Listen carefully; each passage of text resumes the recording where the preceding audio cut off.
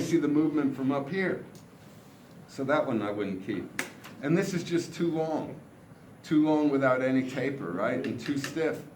So take that one off.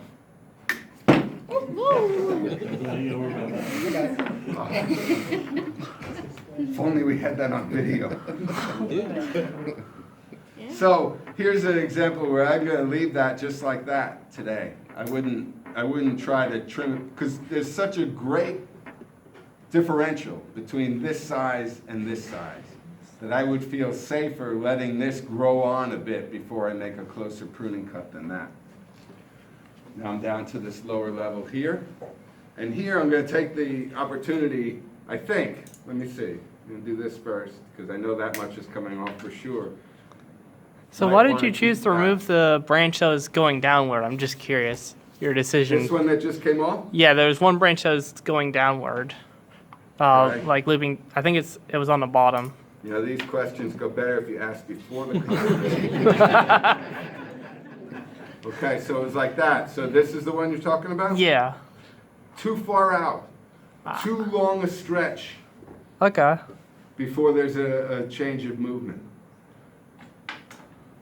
Long and straight, not desirable. As much movement as I can put into it. Because I was actually thinking on that branch, like the movement later on when I was looking at it. Well, we'll just have to agree to disagree.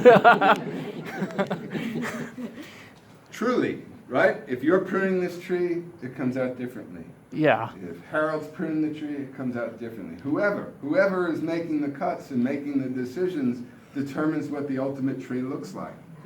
And there is no one way to go. It's not like this is the right way. If you didn't do it the way that I did it, you would have done it wrong. It's not like that, right? There's any number of possible paths to get to a finished work that you could feel reasonably proud of, right? That would look good to most people.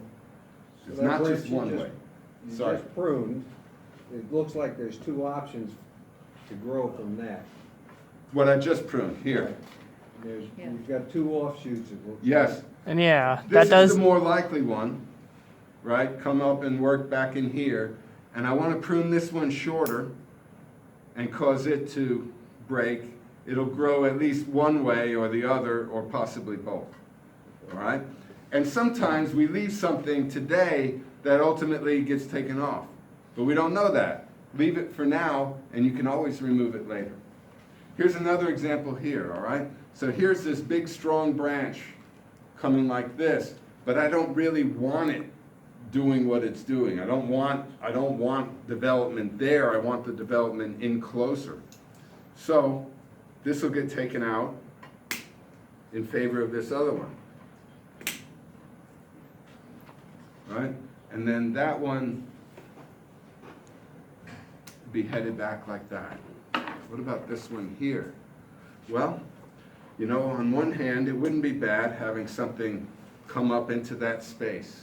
But on the other hand, I've already got something that's heading that way. And it holds a superior position because it's above that. So I don't know that I need that. But I don't know that I don't need it. So I'll let it stay, but small, right? Sometimes we can just kick the can down the road. Say, I'm not sure I need that, but it can stick around a little bit longer. It isn't hurting anything where it is. All right. This is a very unconventional branch. That might be why I like it so well, right? Originally, it was this big branch that stuck way out here. And I think when I let it grow, I was mostly thinking about fattening up the base of the tree. When you let a branch grow like this, it fattens up everything that's behind it in line, right? So by letting this branch grow, you're fattening up this. It doesn't do a thing to fatten up this. The line of connectivity comes from the roots and out this way and out like that, right? So everything along that line gets the benefit of all that growth. The plant is building cells, getting bigger. So it gets cut.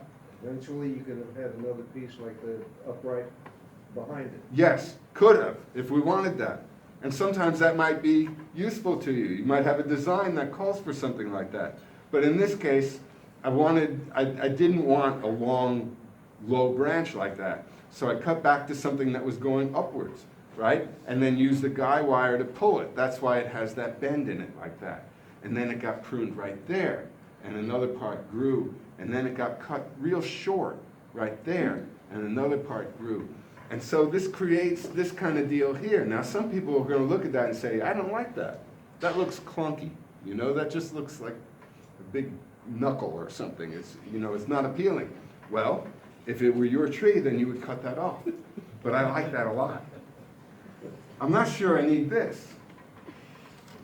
I wonder how much it would spring back if we release this. This has been on for a year now. Not much. It maybe gave a little bit. And so this is going to come off. Why? To put more movement into the branch, right? Now it's going to make another dramatic move right there. Meanwhile, I've got this little one coming up, and it's going to work this area right here. You're thinking ahead. It's like chess moves, right? If all you're doing is one move at a time, you're not likely to get a good outcome. You're thinking in multiple dimensions. You're trying to think of what happens 5 moves from now. What happens after this is removed? Well, this will get a lot of strength, but this will too. And this will fill this area in, and that'll be good, because then I'll have interest there, and I've already got another branch coming off here that could be useful to me. Maybe swing it out and fill in this space. Maybe it doesn't go like that. But at least if you have that kind of game plan, you can make decisions, right? This is one of the common questions. How do you know what to cut? How do you know what to cut? Oh, it's very hard to articulate. Well, it's a different thing if you can hold up a picture, right, in a magazine or a book and say, well, I'm trying to make this. So I'm going to cut away everything that doesn't look like this. But if you're freestyling, right, you're building a tree, your own idea of what a tree should look like. And you're corresponding your moves with the moves that the tree makes, right? You make some decisions, you cut some things, right? And then the tree takes its turn, and it grows, and it pushes out growth all over the place. You don't want all of that, but it's giving you options. You can keep this and get rid of that, right? And then you're building it step by step by step. The way I think of it, it's like I'm assuming the part of nature. The plant is the thing, it's got its mechanisms built in, things it can do, like regenerate new growth, something that humans can't do, right? Not on the scale of like you lose a limb, you grow a new one. Trees can do that. So once you know how the mechanics work, as you make decisions, you can kind of predict what will happen next. Sometimes it works, sometimes it doesn't, you know, but you So do you have mostly fun. cut and trim and do your trees for your own aesthetic enjoyment, or are you ever thinking about, I'm going to enter this in some kind of competition? No. And what is the criteria that's used to judge a bonsai? Several questions there.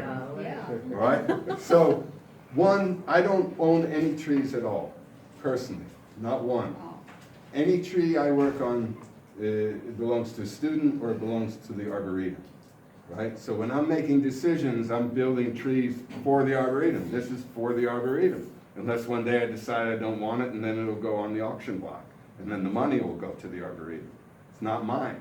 It's only mine in the sense that I'm responsible for it at this point in time.